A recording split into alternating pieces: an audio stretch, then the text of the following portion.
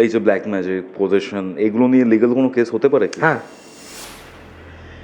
আমাদের সংবিধানে black magic practice করা কিন্তু আইনত দণ্ডনীয় অপরাধ। কিন্তু ল কি এই ব্ল্যাক ম্যাজিক, হোয়াইট ম্যাজিক, এই যে বিষয়টা, এই বিষয়টা কি আদৌ স্বীকৃতি দেয়? না, ল স্বীকৃতি দেয় না, কিন্তু কিছু ক্ষেত্রে ব্ল্যাক ম্যাজিকের চর্চা বা ব্ল্যাক ম্যাজিকের প্র্যাকটিস করা এবং অন্যের ক্ষতি করা বা ক্ষতির চেষ্টা করা বা অন্যের মনে আঘাত আনা, মেন্টাল হ্যারাসনেস করা এবং অন্যকে ভয় দেখানোর মধ্যে এটা পড়ে।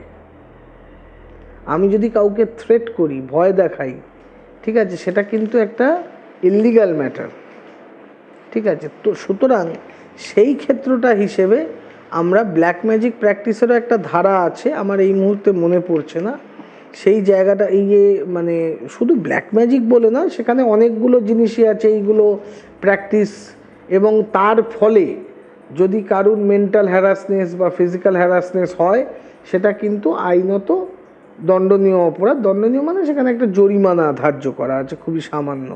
কিন্তু দেখুন, এটা আমাদের ধর্মপ্রধান দেশ, আমাদের সংস্কৃতি পরম্পরাতে এই যে তন্ত্র সাধনা, সেই ক্ষেত্রে অনেক সময় বিভিন্ন ক্ষেত্রে বিভিন্ন জিনিস শেখার ক্ষেত্রে এই ব্ল্যাক ম্যাজিকের প্রয়োজনীয়তা পড়ে।